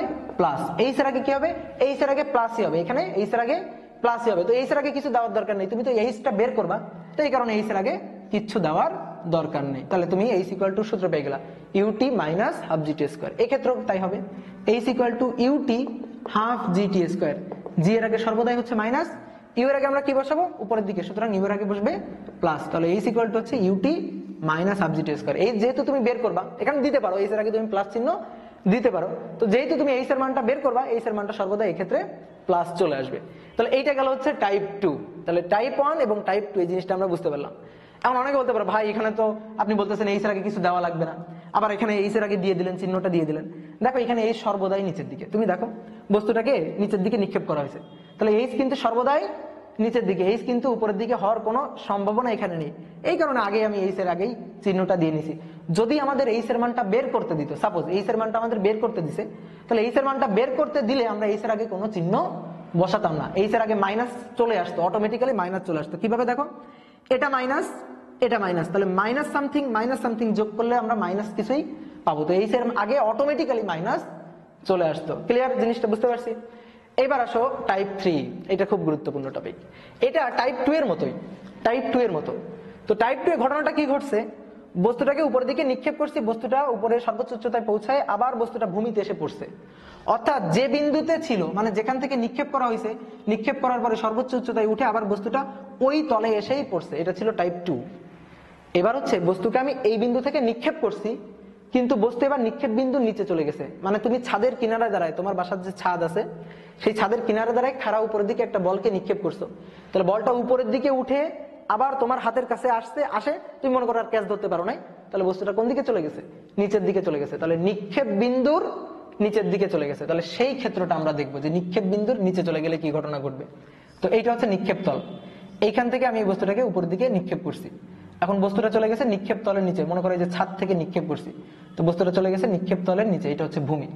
তাহলে খাড়া উপরের দিকে নিক্ষেপ করা হয়েছে, তাহলে বস্তু সর্বোচ্চ উচ্চতায় পৌঁছাইছে, এটা হচ্ছে সর্বোচ্চ উচ্চতা, সেখানে তার বেগটা 0, সর্বোচ্চ উচ্চতায় পৌঁছায় বস্তু চলে গেছে নিচের দিকে। মনে করো যে এই বস্তু এখানে গিয়ে পৌঁছাইছে, তো এই পয়েন্টে তার বেগ আমি বের করতে চাই, তো এই পয়েন্টে দেখো বেগটা হচ্ছে নিচের দিকে, বেগটা নিচের দিকে, তো বেগটা আমরা বের করতে চাই। তাহলে বেগের সূত্র ভি ইকুয়াল টু হচ্ছে ইউ জি টি। তাহলে জি এর আগে সর্বদাই মাইনাস, জি এর আগে সবসময় মাইনাস, তাহলে জি কাজ করতেছে নিচের দিকে, সুতরাং জি এর আগে আমরা মাইনাস বসা দিলাম। বলো ইউ এর আগে কি দিব? ইউ কোন দিকে? উপরের দিকে, সুতরাং ইউ এর আগে প্লাস। বেগ ভি, এটা কোন দিকে? নিচের দিকে। আর তুমি যদি বেগ বের করতে চাও তাহলে তোমার বেগের আগে কোনো চিহ্ন দেওয়া লাগবে না, কিন্তু যদি বেগ না বের করে সময় টময় অন্য কিছু বের করো তাহলে বেগের আগে তুমি একটু চিহ্ন দিয়ে নিবা এখানে। তাহলে ভি ইকুয়ালটা আমরা পাইলাম প্লাস ইউ মাইনাস জিটি, এটা হচ্ছে বেগের সূত্র। এই বেগের মানটা দেখো খেয়াল করো, এখানে আমরা 3টা ক্ষেত্রে ভাগ করি। একটা হচ্ছে বস্তু এইখান থেকে সর্বোচ্চ উচ্চতায় এখানে পৌঁছাইছে, তারপরে সর্বোচ্চ উচ্চতা থেকে নিক্ষেপ তলে এখানে এসে পৌঁছাইছে, তারপরে এইখান থেকে এখানে গিয়ে পৌঁছাইছে। 3টা ভাগে আমরা ভাগ করলাম। তো দেখো বেগের ডিরেকশন কখন কখন প্লাস হবে আর কখন কখন মাইনাস হবে। যদি আমরা টি সময় পর এখানে বেগ বের করতাম, মনে করো সময়টা হচ্ছে বস্তুটা পৌঁছাইছে হচ্ছে এখানে, তাহলে এখানে তার বেগ থাকতে হচ্ছে উপরের দিকে, যেহেতু সর্বোচ্চ উচ্চতা এখনো পৌঁছায়নি। তাহলে সময়ের মান আমরা বসাইলাম, সময়ের মান দেখো কম বসাইলে কিন্তু বেগের মানটা প্লাস আসবে। সময়ের মান যখন কম, মানে কেবল নিক্ষেপ করা হয়েছে, সময়ের মান কম, তাহলে কিন্তু বেগের মানটা ভি এর মানটা প্লাস আসবে। এবার সময়ের মানটা বাড়াইতে থাকো, তাহলে এই যে পার্টটা, এই পার্টটা বড় হইতে থাকবে, তখন এই যে কনস্ট্যান্ট পার্ট থেকে বিয়োগ হলে আলটিমেটলি এই জিনিসটা মাইনাস চলে আসবে। তাহলে বস্তু সর্বোচ্চ উচ্চতা অতিক্রম করে যখনই অতিক্রম করে গেছে তখন তার বেগের ডিরেকশনটা হয়ে যাবে হচ্ছে নিচের দিকে, তাহলে বেগের আগে কিন্তু মাইনাস চলে আসবে। এরপরে দেখো খেয়াল করো, বেগের আগে মাইনাস চলে আসলে এই টি এর মান তুমি যাই বসাইতে থাকো না কেন, টি এর মান বাড়তে থাকুক, 3 সেকেন্ড 4 সেকেন্ড 5 সেকেন্ড 6 সেকেন্ড এভাবে বাড়তেই থাকুক, তো বাড়তে থাকলে এই পার্টটাই সবসময় বড় থাকবে। তাহলে ইউ থেকে তুমি যদি এই পার্টটা বিয়োগ করো সর্বদাই কিন্তু ঋণাত্মক আসবে, এবং চিত্রও কিন্তু এই কথা বলে। দেখো সর্বোচ্চ উচ্চতা অতিক্রম করে যাওয়ার পরে তার বেগ কিন্তু আর কখনো প্লাস হইতে পারে না, তার বেগ কিন্তু সর্বদাই মাইনাস হবে, সর্বদাই বেগটা নিচের দিকে। মনে করো ভূমি এখানে না, ভূমি মনে করো আরো নিচে, তাহলে বস্তু কিন্তু আরো কিছু সময় ধরে গতিশীল থাকবে, তাহলে সেক্ষেত্রে বেগের মানটা মাইনাস হবে, নিচের দিকেই হবে। তো এটা আমরা সূত্র থেকে এখান থেকে বুঝে যাবো, আমাদের সূত্রের সময়টা বলে দিবে যে বেগ প্লাস নাকি মাইনাস, মানে বেগ উপরের দিকে নাকি নিচের দিকে। এবার আসলে আমরা সরণটা বের করতে চাই। তাহলে সরণটা এখানে কয়েকটা ক্ষেত্র আছে, দেখো সরণটাকে আমি লাল কালি দিয়ে আঁকতেছি। বস্তু যদি এখানে থাকে তাহলে সরণ কিন্তু উপরের দিকে। দেখো সরণটা আমরা সবসময় নিব, এটা কিন্তু খুবই গুরুত্বপূর্ণ কথা। সরণ সর্বদাই হবে নিক্ষেপ বিন্দু থেকে বস্তু যেখানে পৌঁছাইছে সেই বিন্দুর লম্বালম্বী দূরত্ব, এবং এই দূরত্বের ডিরেকশনটা হবে আদি বিন্দু থেকে শেষ বিন্দুর দিকে। তাহলে বস্তু ছিল হচ্ছে এখানে, বস্তু পৌঁছাইছে হচ্ছে এখানে, তাহলে সরণটা কোন দিকে? উপরের দিকে। তাহলে এইটা হচ্ছে এইচ, উপরের দিকে। বস্তু যদি এইখানে থাকে, দেখো বস্তু যদি এইখানে থাকে তাহলে সরণ আমরা কোনটা নিব? অনেকে চিন্তা করতে পারে বস্তু এখানে আছে তাহলে সরণ মনে হয় এইটা হবে, যে ঘোরানো এই পথটা হবে। না, এটা সরণ হবে না। বস্তু ছিল কোথায়? এখানে ছিল। বস্তু পৌঁছাইছে কোথায়? এখানে। তাহলে লম্বালম্বী দূরত্ব, এই যে এই দূরত্বটা, এটাই কিন্তু সরণ হবে। তো এটা হবে সেই ক্ষেত্রে এইচ। কিন্তু যদি ঘটনা এরকম ঘটে, বস্তুকে আমি এখান থেকে নিক্ষেপ করছি, বস্তু খাড়া উপরের দিকে নিক্ষেপ হয়ে সর্বোচ্চ উচ্চতায় পৌঁছায় বস্তু চলে গেছে নিক্ষেপ বিন্দুর নিচে, মানে বস্তু চলে গেছে এখানে, তাহলে এই ক্ষেত্রে তার সরণটা কেমন হবে? দেখো তো খেয়াল করে। বস্তু ছিল কোথায়? এইখানে। বস্তু পৌঁছাইছে কোথায়? এইখানে। এখানে ছিল, এখানে পৌঁছাইছে। তাহলে এখানে ছিল, এখানে পৌঁছাইছে, লম্বালম্বী দূরত্বটা আদি বিন্দু থেকে শেষ বিন্দুর দিকে। তাহলে এই হবে হচ্ছে এতটুকু, অতিক্রান্ত সরণ হবে হচ্ছে এতটুকু। সেটা কোন দিকে? নিচের দিকে। অনেকে কি করে, ভুল করে এভাবে চিন্তা করে যে এইখান থেকে এই পর্যন্ত, তারপরে এইখান থেকে এই পর্যন্ত, তারপরে এইখান থেকে এই পর্যন্ত, এই তিনটা যোগ করে দিয়ে সরণ করে। না, এটা হবে না। বুঝতে পারছো? এইখান থেকে এই পর্যন্ত যদি প্লাস এইচ হয়, এইখান থেকে এই পর্যন্ত হচ্ছে মাইনাস এইচ, তাহলে এই দুইটা যোগ করলে কিন্তু আলটিমেটলি এইটুকু বাদ চলে যাচ্ছে। তাহলে এটুকু তার কিন্তু কোনো সরণ না। তারপরে সরণ আমরা সর্বদা এভাবে চিন্তা করব, বস্তু কই ছিল, বস্তু কই আসছে, তাহলে যেখান থেকে যেখানে আসছে লম্বালম্বী দূরত্বটা নিব আদি বিন্দু থেকে শেষ বিন্দুর দিকে। ক্লিয়ার ব্যাপারটা? তাহলে এই ক্ষেত্রে দেখো এইচ প্লাস হতে পারে, দেখো এই যে উপরের দিকে, সুতরাং এইচ প্লাস হতে পারে, আবার এইচ কিন্তু মাইনাসও হতে পারে। তাহলে এইখান থেকে, এই যে এইখান থেকে নিক্ষেপ করছে, এইখান থেকে যখন নিক্ষেপ তলে এসে পৌঁছাইছে, মনে করো এইখানে এসে পৌঁছাইছে, তাহলে এই পর্যন্ত কিন্তু এইচ হচ্ছে প্লাস, তারপরে এইখান থেকে যখন এখানে চলে গেছে তখন এইচ কিন্তু হয়ে যাবে মাইনাস। বুঝতে পারছি? তাহলে এইচ এর সূত্রটা H equal to UT half G T square. G এর আগে সর্বদাই মাইনাস, ইউ এর আগে হচ্ছে প্লাস। এখন এইচ এর আগে আমি কি চিহ্ন দিব? এইচ এর আগে আমি কোনো চিহ্ন দিব না। এইচ যদি উপরে হয় দেন এইচ এর আগে আমি প্লাস বসাবো, এইচ যদি নিচে হয় দেন এইচ এর আগে আমি মাইনাস বসাবো। আর এইচ যদি আমাদের নির্ণয় করতে বলে তাহলে এইচ এর আগে আমি কিচ্ছু বসাবো না। বোঝা গেল? এইচ যদি এখানে হয় তাহলে আমি প্লাস বসাবো, এইচ যদি এখানে হয় দেন আমি প্লাস বসাবো, এইচ যদি এখানে হয় দেন আমি মাইনাস বসাবো। আর এইচ যদি আমাদের বের করতে বলে তাহলে আমি এইচ এর আগে কোনো কিছুই বসাবো না, কোনো চিহ্নই বসাবো না। এইচ এর মানটা আমাদের চলে আসবে, অটোমেটিক্যালি চলে আসবে। মনে করো এইচ এর মানটা বের করে আমরা পেলাম হচ্ছে +5 মিটার, তো +5 মিটার মানে আমি বুঝবো যে নিক্ষেপ বিন্দুর উপরে। আর যদি এইচ এর মানটা পাই হচ্ছে -5 মিটার, দেন আমি বুঝবো নিক্ষেপ বিন্দুর নিচের দিকে। তাহলে মান আসার পরে, মানে ক্যালকুলেশন করে, টি এর মানটা বসানোর পরে এখান থেকে ক্যালকুলেশন করেই এইচ এর মান যেটা পাবো তার উপরে আমি ডিসিশন নিতে পারবো বা বলতে পারবো যে এইচটা আসলে কোন দিকে, বস্তু সরণটা আসলে কোন দিকে হয়েছে। তো এইটা হচ্ছে এই যে গতির সূত্রগুলা খাটানোর মেথড। আমরা এখন এই যে টাইপগুলা দেখলাম, এই যে ক্ষেত্রগুলা দেখলাম, তো এই সূত্রগুলা আমি যেভাবে লিখে দিয়েছি আর কি, এইভাবে আমরা মাথায় রাখবো, এইভাবেই মনে রাখবো, আর এইভাবে আমরা কিন্তু ম্যাথ প্রবলেমগুলো সলভ করবো। তো আমি তো প্রথমে থিওরি আলোচনা করে দিলাম, এখন আমি 2-1টা ম্যাথ করে দিলে আরো ব্যাপারটা ক্লিয়ার হয়ে যাবে। তো চলো এখন আমরা ফটাফট কয়েকটা ম্যাথ প্রবলেম সলভ করে ফেলি। প্রথম ম্যাথটা আমাদের বলতেছে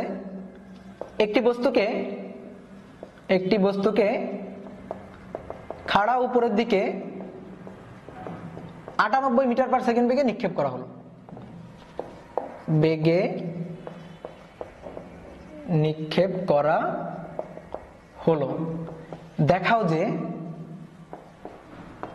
3 সেকেন্ড ও 17 সেকেন্ডে বস্তুর বেগের মান সমান এবং বিপরীতমুখী। একটা বস্তুকে খাড়া উপরের দিকে নিক্ষেপ করা হয়েছে। কত বেগ দিয়ে নিক্ষেপ করা হয়েছে? আদি বেগের মানটা আমাদের বলে দিয়েছে 98 মিটার পার সেকেন্ড।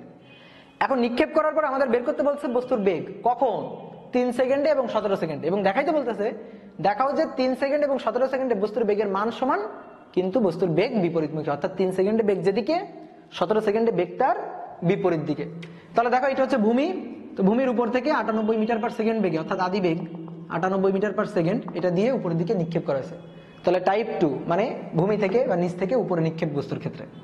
তাহলে এই ক্ষেত্রে আমাদের বেগ বের করতে হবে, শেষ বেগ বের করতে হবে। বস্তুটা মনে করো এখানে পৌঁছাইছে, টি সময় এখানে পৌঁছাইছে, তাহলে এখানে আমি তার বেগটা ভি বের করতে চাইতেছি। তাহলে যেহেতু আমরা বেগ ভি বের করতে চাইতেছি, বেগের সূত্র বেগ V equal to U G T, G এর আগে মাইনাস ইউ কোন দিকে, উপরের দিকে, দেন ইউ এর আগে হচ্ছে প্লাস। বুঝলা? ভি এর আগে আমরা কোনো চিহ্ন বসাবো না? বসাবো না। কেন বসাবো না? যে ভি এর মানটাই আমরা বের করতে চাচ্ছি। তো ভি এর মানটা এসেই আমরা বুঝবো, মানে ভি এর মানটা ক্যালকুলেশন করে যে মান আমরা পাবো সেই মান থেকে আমরা বুঝতে পারবো যে বেগটা আসলে উপরের দিকে নাকি বেগটা নিচের দিকে, মানে বেগের আগে মাইনাস হবে নাকি প্লাস হবে। যেহেতু আমাদের বেগ বের করতে বলতেছে, সুতরাং বেগের আগে আমরা কোনো চিহ্ন বসাবো না। ক্লিয়ার? এই জিনিসটা বুঝতে পারছি। তাহলে এবার মানগুলো বসাই, বাদ বাকি মানগুলো বসাই। ইউ এর মান হচ্ছে 98, তাহলে প্লাস 98 মাইনাস জি এর মান 9.8 গুণ টি এর মান কত সেকেন্ডে বেগ চাইতেছি, ধরো এটা হচ্ছে 3 সেকেন্ডে বেগ, 3 সেকেন্ডে বেগ, তাহলে টি এর মান হচ্ছে 3। তাহলে এবার আমরা এখান থেকে হিসাব নিকাশ করবো। হিসাব নিকাশ করলে দেখবা এখানে পাবা 68.6 এত মিটার পার সেকেন্ড প্লাস, তাহলে দেখো তো বেগটা কি আসলো, ধনাত্মক আসলো, প্লাস আসলো। বেগের আগে দেখো প্লাস আসছে, তার মানে বস্তু এখনো সর্বোচ্চ উচ্চতায় পৌঁছায়নি। বস্তুর বেগ কোন দিকে? উপরের দিকে। মানে বস্তু এই যে মনে করো এখান থেকে নিক্ষেপ করা হয়েছে, এইটা হচ্ছে তার সর্বোচ্চ উচ্চতা। তো বস্তু এখনো সর্বোচ্চ উচ্চতায় পৌঁছায়নি, সুতরাং তার বেগটা আছে কোন দিকে? উপরের দিকে। তাহলে বেগের মানটা বের করে ফেলছি এবং বেগের দিক কোন দিকে এটাও কিন্তু আমরা মান বের করার পরে বুঝে গেছি। এবার আসো 17 সেকেন্ডে বেগ। 17 সেকেন্ডে বেগ, তাহলে V equal to U G T, G এর আগে মাইনাস, ইউ এর আগে প্লাস, তাহলে প্লাস 98 মাইনাস জি 9.8 গুণ 3, টি এর মানটা এটা হবে হচ্ছে 17। এবার তুমি এখানে ক্যালকুলেশন করে দেখো, ক্যালকুলেশন করলে মান আসবে 68.6 মিটার পার সেকেন্ড, কিন্তু সামনে মাইনাস। তাহলে এবার দেখো বেগটা কি আসছে? মাইনাস আসছে। দেখো বেগের মান সমান, কিন্তু এটা হচ্ছে প্লাস, এটা হচ্ছে মাইনাস। এই মাইনাস মানে কি? বস্তুর বেগ হচ্ছে এবার নিচের দিকে, তার মানে বস্তুর সর্বোচ্চ উচ্চতা অতিক্রম করে এবার বস্তু নিচের দিকে নামতেছে, এই কারণে বেগের আগে মাইনাস আসছে। তাহলে দেখো এই যে বেগ বের করে ক্যালকুলেশন করেই কিন্তু আমরা বুঝতে পারবো যে বেগটা উপরের দিকে নাকি নিচের দিকে। তো এই জিনিসটা আমাদের দেখাইতে বলছে, যে দেখানো হয়ে গেছে যে হ্যাঁ বেগের মান সমান এবং দিক বিপরীতমুখী। ক্লিয়ার? এই টাইপের ম্যাথ আসলে এখন আমরা আশা করি সলভ করতে পারবো। তাহলে আরেকটা প্রবলেম আমরা সলভ করি। এই প্রবলেমটা খুবই গুরুত্বপূর্ণ প্রবলেম। আমাদের বলতেছে যে 10 মিটার উচ্চতা হতে একটি বস্তুকে 20 মিটার পার সেকেন্ড বেগে খাড়া উপরে নিক্ষেপ করা হলো। উপরে নিক্ষেপ করা হলো। ভূমিতে পড়তে কত সময় লাগবে? ভূমিতে পড়তে কত সময় লাগবে, এটা হচ্ছে একটা প্রশ্ন। এখানে মনে করো যে এই 2 নম্বর প্রশ্নটাকে আবার এইভাবে বলতেছে যে 10 মিটার উচ্চতা হতে একটি বস্তুকে 20 মিটার পার সেকেন্ড বেগে নিচে নিক্ষেপ করা হলো। আগে দেখো খাড়া উপরে নিক্ষেপ করা হয়েছে বলছে, এবার বলতেছে খাড়া নিচে নিক্ষেপ করা হলো।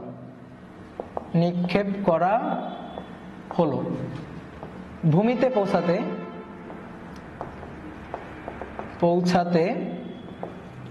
কত সময় লাগবে? এখানেও ভূমিতে পৌঁছানোর সময়টা আমাদের বের করতে বলছে। 2টা ম্যাথ। তো ম্যাথে দেখো ডাটাগুলো একই দেওয়া আছে, শুধু একটাকে উপরের দিকে নিক্ষেপ করা হয়েছে 20 মিটার পার সেকেন্ড বেগে, আর একটাকে নিচের দিকে নিক্ষেপ করা হয়েছে 20 মিটার পার সেকেন্ড বেগে। তো বলতেছে ভূমিতে পৌঁছাইতে কত সময় লাগবে। তুমি একটু আগে কমন সেন্সটা খাটাও, বলো তো কোন ক্ষেত্রে সময় কম লাগবে আর কোন ক্ষেত্রে সময় বেশি লাগবে। একটা হচ্ছে মনে করো তোমার বাসার যে ভবনটা, সেই বাসার ভবনের উচ্চতা মনে করো 10 মিটার। তো 10 মিটার উচ্চতা দাঁড়ায় তুমি আর তোমার বন্ধু 2 জন আছো, দাঁড়ায় একজন 20 মিটার পার সেকেন্ড বেগে উপরের দিকে একটা বস্তুকে নিক্ষেপ করছো, আর একজন একই বেগে একই সাথে নিচে নিক্ষেপ করছো। কোন বস্তুটা আগে গিয়ে মাটিতে পড়বে? অবশ্যই যে নিচে নিক্ষেপ করছে তার বস্তুটা আগে গিয়ে মাটিতে পড়বে, তাই তো নাকি? তো আমরা একটু বের করে দেখি, এবার ক্যালকুলেশন করে দেখি। তো তোমরা আগে একটু নিজেরা করো তো, নিজেরা ট্রাই করো তো 2টা ম্যাথ করার। এই 2টা ম্যাথ আগে তোমরা নিজেরা ট্রাই করো, ট্রাই করার পরে সলভটা দেখবা।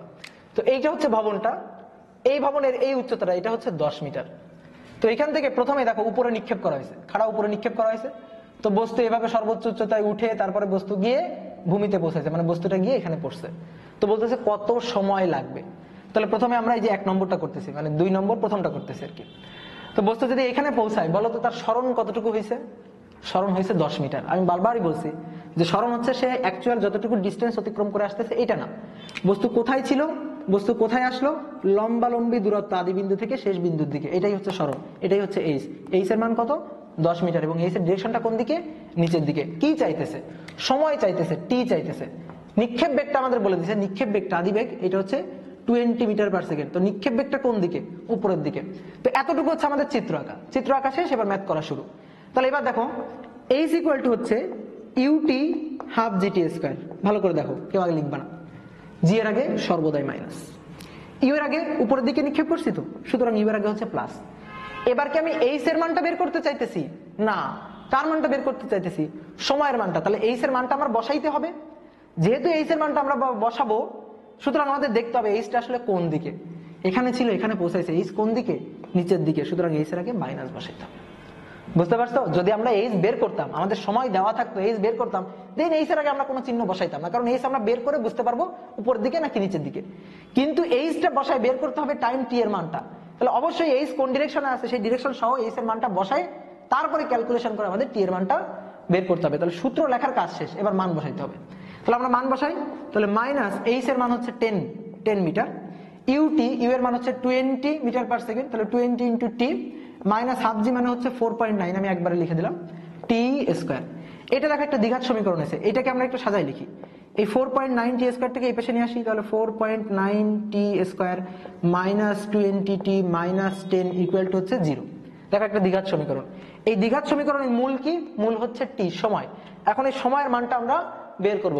তো দেখো দ্বিঘাত সমীকরণ তুমি যেভাবে সলভ করছো, ওই যে সূত্র দিয়ে দ্বিঘাত সমীকরণ মূল বের করার সূত্র, x equal to minus B plus minus root over B square minus 4ac divided by 2, এই সূত্র দিয়ে বের করতে পারো। কিন্তু আমার কাছে ক্যালকুলেটর আছে, আমি খুব সহজে ক্যালকুলেটর থেকেই মানটা বের করতে পারবো। তো আমি এখানে ইকুয়েশনে যাব, ইকুয়েশনে যাওয়ার পরে 3, তো প্রথমে হচ্ছে 4.9, তারপর হচ্ছে মাইনাস 20, তারপর হচ্ছে মাইনাস 10, এই যে বসালাম, বসা এখান থেকে ক্যালকুলেশন করে আমি সময়ের মান পেয়ে যাচ্ছি। তাহলে সময়ের মান আমি পাচ্ছি, সময়ের মান পাচ্ছি 4.531 সেকেন্ড, এবং আরেকটা মান পাবো, যেহেতু দ্বিঘাত সমীকরণ মূল আসবে দুইটা, আরেকটা মান আমি পাবো টি এর মান মাইনাস 0.4503 সেকেন্ড। এখন দেখো সময় কখনো ঋণাত্মক হতে পারবে না, তাহলে এই জিনিসটা বাদ, এটা বাদ।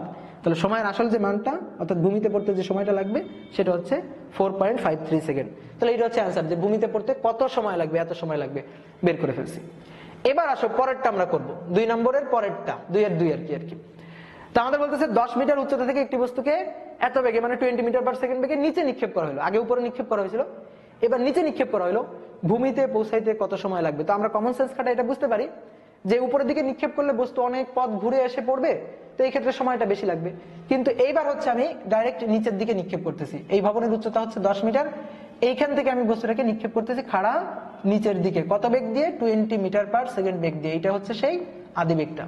তাহলে বস্তু এবার দেখো, খেয়াল করো, এরকম দেখো ঘুরে তারপরে এসে পড়বে না, ডাইরেক্ট এখান থেকে এখানে গিয়ে পড়বে।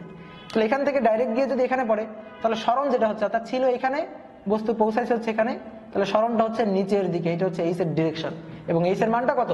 10 মিটার, অর্থাৎ ভবনটার উচ্চতাটা। তাহলে এই ক্ষেত্রে কতটুকু সময় লাগবে, সেই সময়ের মানটা, টি এর মানটা, এটা আমরা বের করবো। জি অল টাইমে কাজ করে হচ্ছে নিচের দিকে, তো দেন এইচ ইকুয়াল টু হচ্ছে UT half G T square. তাহলে জি এর আগে কি বসাবো? অল টাইম মাইনাস, সবসময় মাইনাস বসাবো। ইউ এর আগে কি বসাবো? ইউ কোন দিকে? নিচের দিকে, সুতরাং ইউ এর আগে মাইনাস বসাবো। এইচটা কোন দিকে? নিচের দিকে, সুতরাং এইচ এর আগে মাইনাস বসাবো। বুঝতে পারছো? অনেকে বলতে পারে, ভাই এখানে তো নিচের দিকে নিক্ষেপ করছি, তাহলে তো আমি ডাইরেক্ট সূত্র লিখতে পারি, H equal to U T minus মানে plus half G T square, এটা তো ডাইরেক্ট লিখতে পারি। তো কথা হচ্ছে, হ্যাঁ এটা ডাইরেক্ট লিখতে পারো, কিন্তু আমি ডাইরেক্ট লিখবো না, আমি এবার লিখবো আর কি, যে মাইনাস 10 এটা equal to minus 20 T minus 4.9 T square. সবার আগে যেহেতু মাইনাস আছে, তো মাইনাস উঠাই দিয়ে তুমি কিন্তু লিখতে পারো যে H equal to UT plus half G T square. কিন্তু ব্যাপারটা হচ্ছে যে 9, 10 এর লজিক দিয়ে করতে গেলে এইটা ঠিক আছে, এটা পারবা, কিন্তু 9, 10 এর লজিক দিয়ে করতে গেলে এখানে কিন্তু ঝামেলা লাগবে। এই কারণে 9, 10 এর লজিক আপাতত ভুলে যাও, ভুলে গিয়ে এই যে নতুন ইন্টারমিডিয়েটের যে স্মার্ট লজিক, এই জিনিসটা মাথায় রাখো। এইগুলা খাটায় কিন্তু তুমি খুব সহজে ম্যাথ করতে পারবা, ওই জিনিস মাথায় রাখলে কিন্তু জড়া লাগবে। কিছু কিছু এমন ম্যাথ আছে ওই 9, 10 এর কনসেপ্ট দিয়ে খাটাতে গেলে কিন্তু উল্টাপাল্টা করে ফেলবা, ভুল করে ফেলবা, এই কারণে ওইটা একেবারে মাথা থেকে ঝেড়ে ফেলো। তাহলে এটাকে আমরা একেবারে একটু সাজাই, 4.9 এটাকে এই পাশে নিয়ে আসি, তাহলে প্লাস 4.9 টি square plus 20 T minus 10 equal two 0। এটাও একটা দ্বিঘাত সমীকরণ। তো এই দ্বিঘাত সমীকরণের মূলটা আমরা বের করবো, ক্যালকুলেটর দিয়ে বের করবো। তো আমি জানি যে এটা বের করলে কত আসবে, এইটা বের করলে এবার টি এর মান আসবে 0.4503 সেকেন্ড, এবং টি এর আরেকটা মান আসবে, সেটা হচ্ছে মাইনাস 4.531 সেকেন্ড। দেখো খেয়াল করো, আগে যেটা মাইনাস আসছিল এবার সেটা প্লাস আসবে, আর আগে যেটা প্লাস আসছিল এবার সেটা মাইনাস আসবে। তারপর দুইটা সময়, তুমি একটু খেয়াল করো, বোঝার ব্যাপারটা হচ্ছে এটা, দুইটা সময়, একটা হচ্ছে কম, দেখো 0.4503 সেকেন্ড, আর একটা হচ্ছে বেশি 4 সেকেন্ড, 4.531 সেকেন্ড। তো দুইটা সময়, একটা হচ্ছে কম, একটা হচ্ছে বেশি। তো এই পথেই তো কম সময় লাগবে, তাহলে কমটা হবে হচ্ছে এই পথের সময়, আর বেশিটা হবে যদি ওই একই বেগ দিয়ে উল্টা দিকে নিক্ষেপ করো। মানে দেখো একই বেগ দিয়ে 20 মিটার পার সেকেন্ড বেগ দিয়ে নিচের দিকে নিক্ষেপ, আবার উপরের দিকে নিক্ষেপ, তাহলে একই বেগ দিয়ে উপরে নিক্ষেপ, বস্তু নিচে পৌঁছাচ্ছে, একই বেগ দিয়ে নিচে নিক্ষেপ, বস্তু নিচে ভূমিতে গিয়ে পৌঁছাচ্ছে। তাহলে এই ক্ষেত্রে এই যে কম সময়টা লাগতেছে, আর বাকি ক্ষেত্রে মানে বিপরীত ক্ষেত্র, অর্থাৎ একই বেগ দিয়ে উপরের দিকে নিক্ষেপ করলে বস্তু যখন ভূমিতে পৌঁছাবে তখন এই বেশি সময়টা লাগবে। ক্লিয়ার এই জিনিসটা আমরা বুঝতে পারছি?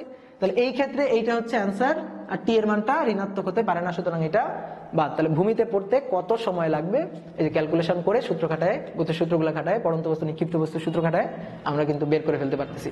তো সূত্রগুলো কিন্তু এইভাবেই তোমার খাটাইতে হবে, তাহলে ব্যাপারটা মাথায় রাখবা। ওকে, খাড়া উপরে নিক্ষিপ্ত বস্তুর ক্ষেত্রে, খাড়া উপরে নিক্ষিপ্ত বস্তুর ক্ষেত্রে সর্বোচ্চ উচ্চতা, সর্বোচ্চ উচ্চতা তোমরা একটা সূত্র জানতা যে খাড়া উপরে নিক্ষিপ্ত বস্তুর ক্ষেত্রে সর্বোচ্চ উচ্চতা is equal to u square divided by 2g। কিভাবে আসলে এই জিনিসটা একটু দেখাই দিই। যেটা হচ্ছে ভূমি, এইখান থেকে u বেগ নিয়ে একটা বস্তুকে উপরের দিকে নিক্ষেপ করা হয়েছে, সর্বোচ্চ উচ্চতাটা আমরা বের করতে চাই। এইটা হচ্ছে সর্বোচ্চ উচ্চতা, এই পয়েন্টে তার বেগ হয়ে যাবে 0, তারপরে বস্তু আবার নিচের দিকে পড়া শুরু করবে। তো এই যে সর্বোচ্চ উচ্চতা, এটাকে আমরা বললাম এটা হচ্ছে h max, h max। এইটা আমরা বের করতে চাই, কিভাবে বের করতে পারি? তো তুমি দেখো ইউ বেগে নিক্ষেপ করা হয়েছিল, এই পয়েন্টে গিয়ে তার বেগ হচ্ছে 0, তাহলে বেগ 0 হইতে অতিক্রান্ত দূরত্বটা, সরণটা, সেটাই কিন্তু সর্বোচ্চ উচ্চতা। তাহলে আমরা কিন্তু এভাবে লিখতে পারি যে ভি স্কয়ার এটা ইকুয়াল টু হচ্ছে ইউ স্কয়ার 2gh। তো এইচ এর ক্ষেত্রে এটা হচ্ছে এইচ ম্যাক্স হবে, জি এর আগে সর্বদাই হচ্ছে মাইনাস বসাবো, ইউ স্কয়ার, ইউ এর মান তো প্লাস, তো প্লাস বর্গ মানে প্লাসই থাকবে, তো V square equal to U square minus 2gh। এখন এই পয়েন্টে তার বেগের মান কত? 0, তাহলে বেগটা, শেষ বেগটা 0। তাহলে আমরা লিখতে পারতেছি 2gh max এটা ইকুয়াল টু হচ্ছে ইউ স্কয়ার, দেন আমাদের লাগবে হচ্ছে সর্বোচ্চ উচ্চতা অর্থাৎ h max, এটা ইকুয়াল টু হচ্ছে U square divided by 2g। এটা হচ্ছে সর্বোচ্চ উচ্চতার সূত্র, মুখস্থ রাখবে, এটা যেন মাথায় রাখা লাগবে।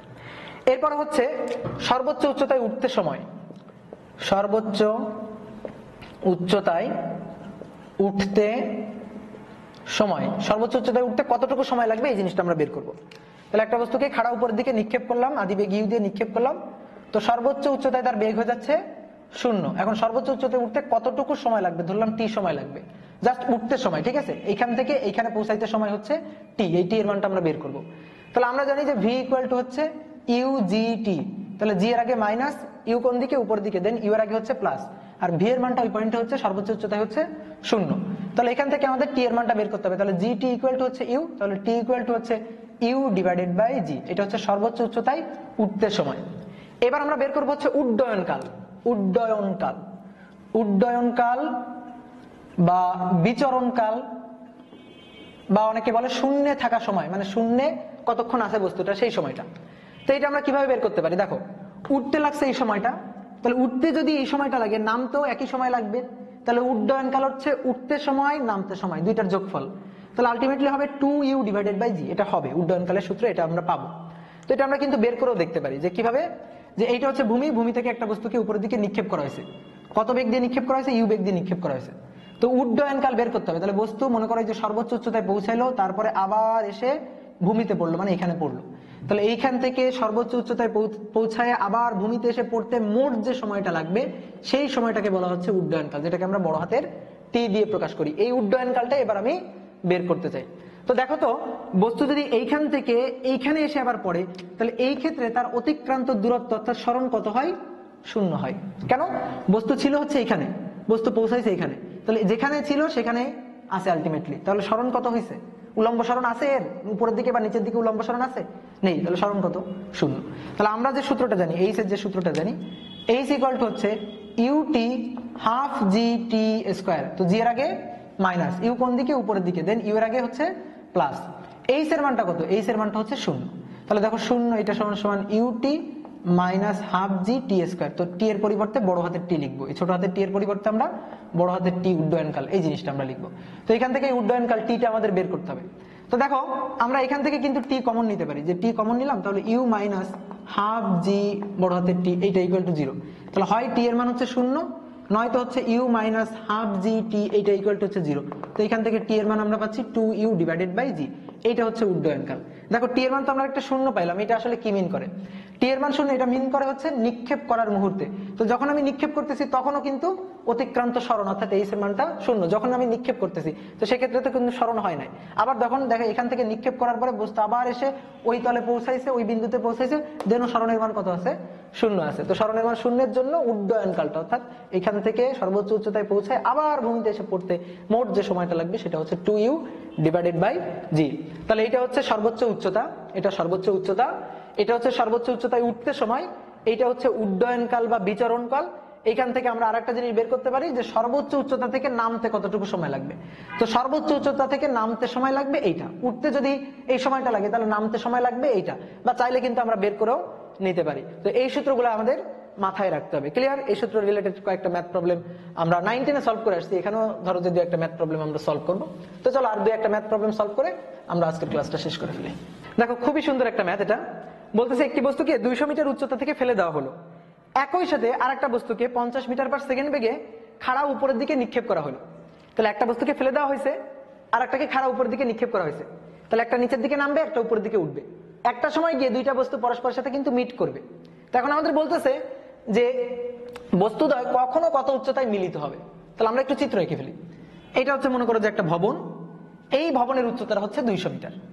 এখন এই 200 মিটার উচ্চতা থেকে এখান থেকে একটা বস্তুকে নিচের দিকে ফেলে দেওয়া হয়েছে, আর একটা বস্তুকে এখান থেকে উপরের দিকে নিক্ষেপ করা হয়েছে। এখন এই বস্তুটা এসে এখানে পৌঁছাইলো, এই বস্তুটা গিয়ে এখানে পৌঁছাইলো, তাহলে পরস্পর মিলিত হইলো। বলতেছে কত সময় পর এবং কত উচ্চতায় বস্তুদ্বয় মিলিত হবে, এই জিনিসটা আমাদের বের করতে বলতেছে। তাহলে দেখো ধরি এই যে বস্তুটা, এই বস্তুটা এক্স দূরত্ব অতিক্রম করে আসছে। তাহলে এই বস্তুটা কত দূরত্ব অতিক্রম করে উপরের দিকে উঠছে? এইচ মাইনাস হচ্ছে এক্স। তো এইচ এর মানটা হচ্ছে 200 মিটার। তাহলে একবার আমরা লিখে দিই 200 মাইনাস হচ্ছে এক্স, এতটুকু দূরত্ব অতিক্রম করে উপরে পৌঁছাইছে। তো এইখানে এই বস্তুটার এখান থেকে এখানে পড়তে সময় লাগছে হচ্ছে টি সময়, এই বস্তুটার এখান থেকে এখানে পৌঁছাইতে সময় লাগছে হচ্ছে টি সময়, অর্থাৎ টি সময় এক্স দূরত্ব অতিক্রম করে সে এখানে পৌঁছাইছে, আর এটা হচ্ছে টি সময় 200 মাইনাস এক্স দূরত্ব অতিক্রম করে ওই বিন্দুতে পৌঁছাইছে। তো এই বিন্দুতে পৌঁছাইতে কত সময় লাগবে এবং কত উচ্চতায় তারা মিলিত হবে, এই জিনিসটা আমাদের বের করতে বলতেছে। তো আমরা প্রথমে সময়টা বের করি। তাহলে একটা জিনিস খেয়াল করো, এই বস্তুটাকে জাস্ট ফেলে দেওয়া হয়েছে, তার মানে এর আদিবেগ কত? 0। তাহলে এই বস্তুটার ক্ষেত্রে এক্স ইকুয়াল টু হচ্ছে UT half G T square. ভালো করে খেয়াল করো, জি এর আগে মাইনাস, অল টাইম মাইনাস। আদিবেগ যেহেতু 0 তাহলে ইউ হচ্ছে 0। এক্স বস্তু এখানে ছিল, এখানে গেছে, তাহলে দেখো তো সরণটা কোন দিকে? এই বস্তুটার ক্ষেত্রে সরণটা এক্স এর ডিরেকশনটা কোন দিকে? নিচের দিকে, সুতরাং এক্স এর আগে মাইনাস। তাহলে অতএব এক্স ইকুয়াল টু, যেহেতু এক্স এর আগেও মাইনাস, হাফ জি এর আগেও মাইনাস, তাহলে এক্স ইকুয়াল টু হচ্ছে হাফ জি টি স্কোয়ার। এটা আমরা পাইলাম। এবার দেখো এই বস্তুটা কতটুকু দূরত্ব অতিক্রম করে উপরে পৌঁছাইছে? 200 মাইনাস এক্স। তাহলে এই বস্তুর ক্ষেত্রে 200 মাইনাস এক্স অতিক্রান্ত দূরত্ব, এটা equal to UT half G T square. G এর আগে অল টাইম মাইনাস। এর আদিবেগটা কোন দিকে ছিল? উপরের দিকে। এই আদিবেগের মানটা কিন্তু বলে দিছে 50 মিটার পার সেকেন্ড, এত আদিবেগ দিয়ে উপরে নিক্ষেপ করা হয়েছে।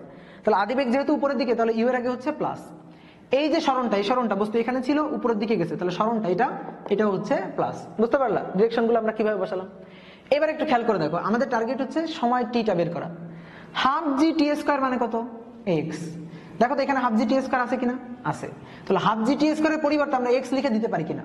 এই যে হাফ জি টি স্কোয়ার এর পরিবর্তে আমরা এক্স লিখে দিতে পারি কিনা? হ্যাঁ পারি। তাহলে 200 মাইনাস এক্স ইকুয়াল টু হচ্ছে ইউটি। তো ইউ এর মান হচ্ছে 50 টি minus half G T square, এর পরিবর্তে আমরা বসাই দিলাম এক্স। এবার দেখো এই এক্স আর এক্স দুই পাশ থেকে ভ্যানিশ হয়ে গেল। তাহলে এখানে থাকলো 50t ইকুয়াল টু 200। তাহলে অতএব টি ইকুয়াল টু হচ্ছে 200 ডিভাইডেড বাই হচ্ছে 50। তাহলে কত সেকেন্ড আসবে? 4 সেকেন্ড। তাহলে বস্তু দুইটা কত সেকেন্ডে মিলিত হবে? 4 সেকেন্ড পরে গিয়ে মিলিত হবে। ক্লিয়ার? কত সময় পর মিলিত হবে এটা আমরা বের করে ফেলতে পারছি। এবার আমাদের বলতেছে কত উচ্চতায় মিলিত হবে, উচ্চতাটা বের করতে হবে। তাহলে একটা কাজ করো, টি এর মানটা, এটা আমি করে দিচ্ছি না, টি এর মানটা নিয়ে তুমি এখানে বসাও। এখানে বসালে তুমি এক্স এর মানটা পাবা হাফ জি টি স্কোয়ার, এখান থেকে তুমি এক্স এর মানটা পাবা। এখন ভূমি থেকে কত উচ্চতা? ভূমি থেকে হচ্ছে 200 মাইনাস এক্স। তো এক্স এর মান যদি পেয়ে যাও তাহলে 200 থেকে এক্স এর মানটা বিয়োগ করে দেবা। তাহলে ভূমি থেকে এত উচ্চতায় 4 সেকেন্ড পরে বস্তুদ্বয় মিলিত হবে। এইটা হচ্ছে অ্যান্সার। তাহলে পারা যাবে এখন। তো এই ম্যাথটা এমসিকিউতে আসে, শুনে কি একটু তাজ্জব লাগতেছে যে এত বড় একটা ম্যাথ এটা এমসিকিউতে আসে? দেখো এমসিকিউতে আসলে আমরা খুব সহজে কিন্তু করতে পারবো। তো শর্টকাট সূত্রটা আমি একটু শিখাই দিই। কখন তারা মিলিত হবে, সেই মিলিত হওয়ার সময় টি, এটা নির্ণয় সূত্র হচ্ছে উচ্চতা, টোটাল উচ্চতা ডিভাইডেড বাই হচ্ছে নিক্ষেপ বেগ। শর্টকাট সূত্র, নিক্ষেপ বেগ মানে কত উচ্চতায় মানে কখন মিলিত হবে এইটা বের করার সূত্র হচ্ছে এটা।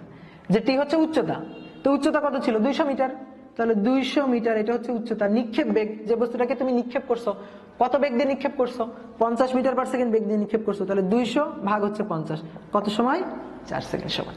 তো এইভাবে কিন্তু শর্টকাট সূত্রটা অ্যাপ্লাই করে আমরা এমসিকিউ এর ক্ষেত্রে করতে পারি, বাট রিটেনে আসলে খবরদার এটা করা যাবে না, বোঝা গেছে? ওকে, এবার আসো এই ম্যাথটাতে আসো, এটাও খুব সুন্দর একটা ম্যাথ। এটা আমাদের বলতেছে 44.1 মিটার গভীর একটা কূপে পাথর নিক্ষেপ করা হলো। একটা কূপ আছে, আঁকি আগে কূপটা, এইটা হচ্ছে কূপ।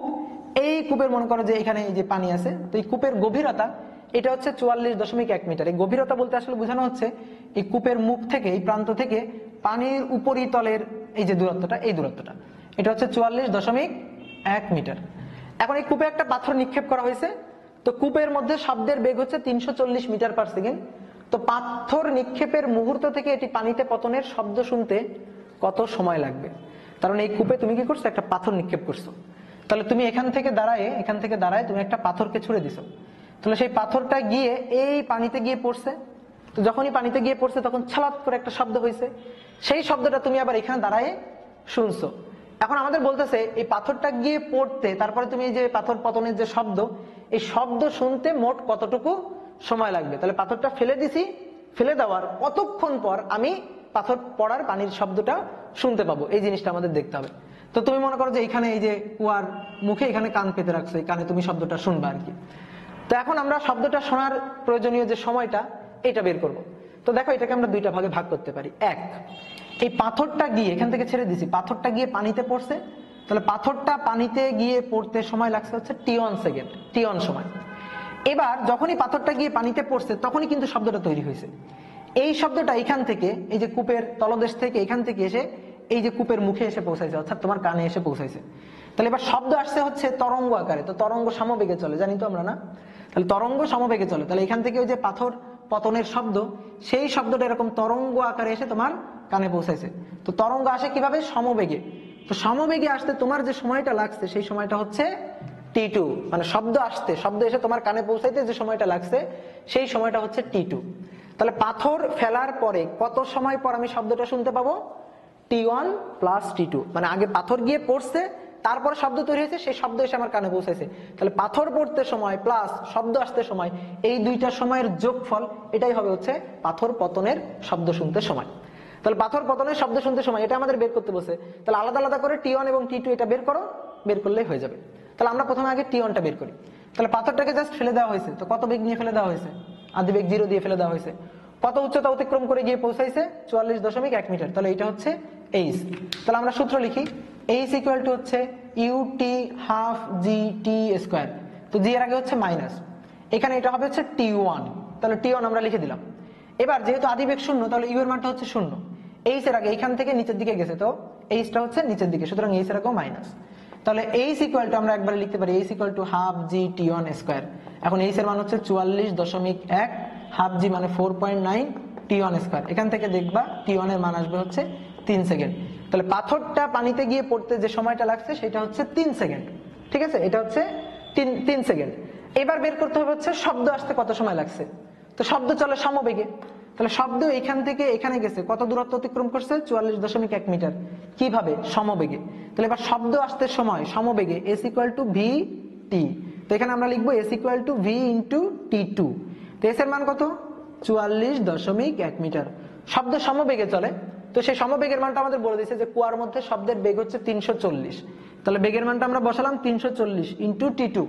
ক্যালকুলেশন করে আবার আমাদের t2 এর মানটা বের করতে হবে, দেখবো এটা আসবে হচ্ছে 0.13 সেকেন্ড। তাহলে এবার তুমি বলো শব্দ শুনতে মোট কতটুকু সময় লাগবে। তাহলে এটি পানিতে পতনের শব্দ শুনতে মোট অতিক্রান্ত সময় t1 প্লাস t2, তাহলে যোগ করে দাও 3 প্লাস 0.13, তাহলে 3.13 সেকেন্ড। এত সময় পর আমি আমার কানে শব্দটা শুনতে পাবো। ক্লিয়ার? তাহলে এই টাইপের বইতে দেখবা আর যে ম্যাথগুলো আছে সেই ম্যাথ প্রবলেমগুলো তোমরা সলভ করে ফেলবা। তা আমি একটু বলে দিই কোনটা কোনটা তোমাদের হোমওয়ার্ক, যেগুলো করে দিইনি সেগুলোই হচ্ছে তোমাদের হোমওয়ার্ক, সহজ কথা। তো এখানে করবা হচ্ছে 35 নম্বর, তারপরে 36 নম্বর, 40 নম্বর, 38 নম্বর, হ্যাঁ 41 নম্বর, এই প্রবলেমগুলো তোমরা করবা মোটামুটি, ঠিক আছে। তো আমরা পড়ন্ত বস্তুর ম্যাথগুলো আজকে করে ফেললাম। পরের দিন আমরা এই অধ্যায়ের খুবই গুরুত্বপূর্ণ একটা পার্ট পড়বো, সেটা হচ্ছে দ্বিমাত্রিক গতি অর্থাৎ প্রাস। তো আজকের ক্লাসটা এই পর্যন্ত, ধন্যবাদ সবাইকে।